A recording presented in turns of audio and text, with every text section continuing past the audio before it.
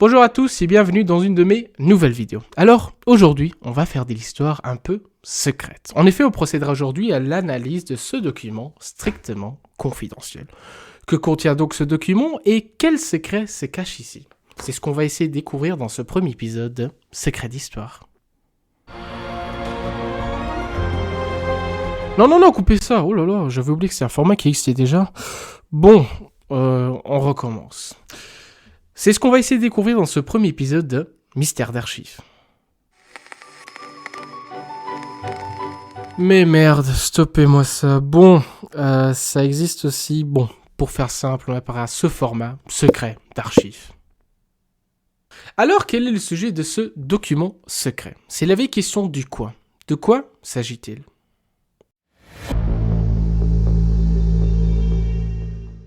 Pour savoir de quoi il s'agit, il suffit de simplement lire le titre de ce document. Et on peut lire « Rapport strictement confidentiel sur les prisonniers de guerre en Chine, soldats chinois et japonais ».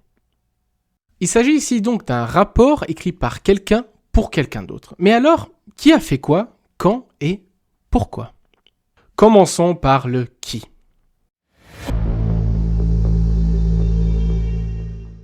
L'auteur de ce texte est le docteur Louis Calame, qui fut un médecin suisse installé depuis plusieurs années à Shanghai, en Chine. Il a écrit ce rapport pour le Comité international de la Croix-Rouge, encore appelé le CICR. Le comité a en effet recruté le docteur Calame pour les représenter auprès de la Croix-Rouge chinoise, qui fut établie en 1904. Louis Calame était de ce fait un délégué du CICR. Mais pourquoi ?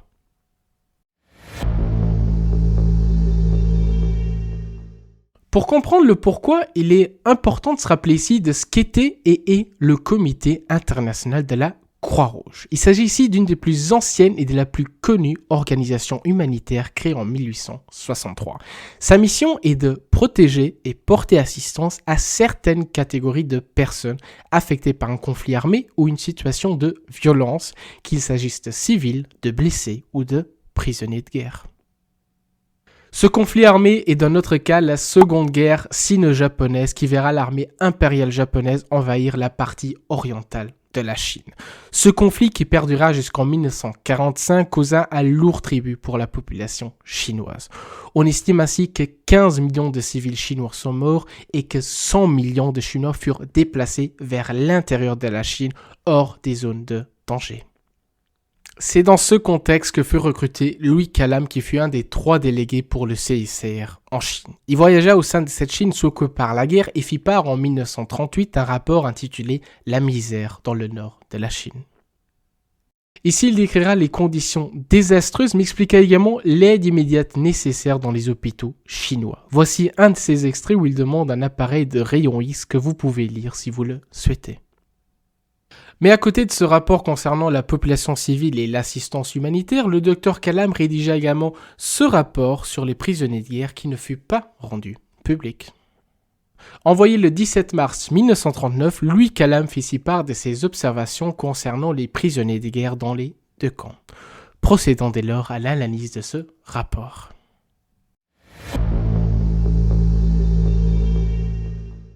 Le point de départ de l'investigation du docteur Calame est une rumeur. Cette rumeur était que l'on ne faisait aucun prisonnier de guerre et que chaque soldat ennemi rencontré était tué immédiatement, aussi bien par les Japonais que par les Chinois. Il notera « Les autorités et officiels des 2 pays ne disaient et ne faisaient rien pour modifier l'opinion publique à ce sujet ». Néanmoins, Calame fut chargé par le CICR à procéder à une enquête concernant ces prisonniers de guerre. Mais cette investigation était très difficile. Sur cette question de prisonniers de guerre, il écrira « Les Chinois étaient plutôt silencieux et les Japonais réticents ». Le rapport de Calame se subdivise en 2 parties. Premièrement, on a ses observations concernant les prisonniers de guerre japonais et deuxièmement, son enquête se focalise sur les prisonniers de guerre chinois. Ce fut vers novembre-décembre 1937 à Shanghai que Calame avait enfin eu l'occasion de trouver un prisonnier japonais gardé dans un hôpital chinois. Néanmoins, il s'agissait d'un homme seul et Calame estima que la peur du ridicule ou la perte de face l'empêchait de parler. Le docteur Calame fit des démarches auprès des autorités chinoises pour voir ces camps de prisonniers et savoir si ceux-ci existaient réellement. Ainsi, on lui répondait que les prisonniers japonais existaient étant donné que ceux-ci furent montrés dans le cinéma, c'est-à-dire les films de propagande. En effet, il rapporte qu'à chaque tentative de voir ces camps de prisonniers, des occupations urgentes apparaissaient soudainement ou que ces camps étaient trop éloignés ou en train de déménager. Finalement, il nota qu'à Ankao, ville dans laquelle se trouvait, un camp avait été préparé pour accueillir plusieurs milliers de prisonniers japonais. Mais ils ne sont jamais arrivés, sauf quelques groupes pour le cinéma. Du côté japonais, le docteur Kalam eut l'occasion à plusieurs reprises de voir des prisonniers de guerre chinois. Ainsi, à Amoy, il visita un petit camp de prisonniers où les hommes étaient propres et cela dans des logements bien tenus. À Pékin, il eut également l'occasion à une visite accompagnée et rencontra 8 Chinois présentés comme prisonniers. Le docteur Kalam n'est cependant pas dupe dans la situation dans laquelle il se trouve et toute cette présentation semble trop parfaite pour être vraie. Ceci devient particulièrement clair pour le lecteur lorsque Kalam écrit « 8 Chinois habillés en kaki, tenus impeccables de propreté, quelques-uns portent des chaussures européennes dont les semelles, quand ils croisent une jambe sur l'autre, sont absolument neuves. D'autres ont des pantoufles chinoises neuves. » Les colonels japonais qui encadraient cette visite expliquèrent qu'il n'y avait pas de camp de prisonniers à proprement parler et que les prisonniers sont peu nombreux.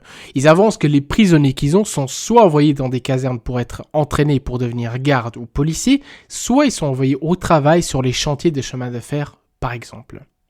Mais une nouvelle fois, le docteur Kalam ne pourra visiter ces casernes car trop compliqué.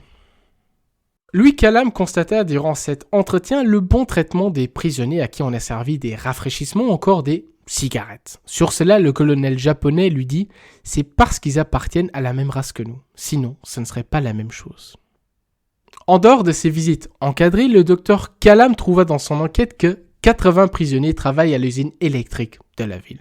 À cela, il vit à plusieurs occasions au centre-ville, mais également dans des endroits éloignés des escouades travaillant sous la surveillance de soldats japonais. Mais la question que Kalam ne peut véritablement répondre est celle s'il s'agit que des soldats chinois, donc des prisonniers de guerre, ou si la population civile fait partie de ces escouades.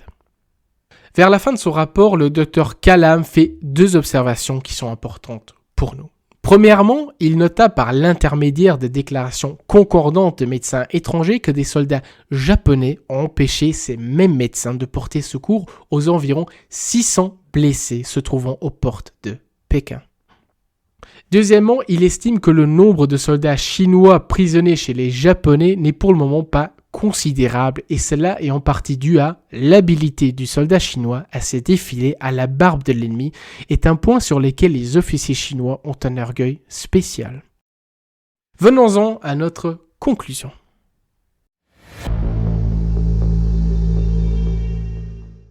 Alors, qu'est-ce que nous apprend ce rapport ? Des informations intéressantes mais incomplètes. Il faut se rappeler que Louis Kalam est un simple médecin et ne fut pas formé pour mener des enquêtes comme les journalistes d'aujourd'hui. Mais cela ne l'a pas empêché à mener une enquête acharnée pour le CICR. Le docteur Kalam ne nous révèle pas des secrets des guerres mais fait un travail d'observation. C'est un témoignage nécessaire pour le CICR pour que celui-ci se fasse sa propre idée de la situation et puisse organiser des aides humanitaires ou actions politiques. En effet, il est difficile d'uniquement former son opinion sur les dires des officiels qui d'un côté ou d'un autre sont enclins à mentir ou à cacher des informations. De ce fait, le travail de terrain qu'effectua le docteur Kalam est nécessaire. De ces observations, on a appris qu'il y avait des prisonniers de guerre des deux côtés, mais qu'on minimisa leur importance dans ce conflit. Il fut difficile de connaître le traitement et les conditions de détention de ces prisonniers, étant donné qu'on inventa des prétextes pour ne pas faire visiter ces camps, ou si au contraire des prisonniers furent présentés, tout avait l'air comme mise en scène pour satisfaire ce délégué du CICR. De plus, le rapport de Kalam mit en lumière que la réalité était bien différente des engagements des belligérants. La Chine avait signé et adhéré à la Convention de Genève concernant les prisonniers de guerre qui permet entre autres aux délégués de visiter les camps de prisonniers. Louis Kalam n'a pas véritablement eu ce droit dans cette enquête du côté chinois. De même, le Japon avait signé et adhéré à la Convention de Genève sur les blessés et les malades. Pour autant, Louis Kalam nous relate un épisode où les médecins étrangers furent empêchés par les sentinelles japonaises à porter secours aux blessés. C'est par ces enquêtes de terrain que le CICR a pu annoter les manquements aux lois de la guerre. En tout cas, j'espère que cette vidéo vous aura plu. Je vous invite à rejoindre ma page Instagram dont le lien se trouve dans la description et on se retrouve la prochaine fois pour une nouvelle vidéo.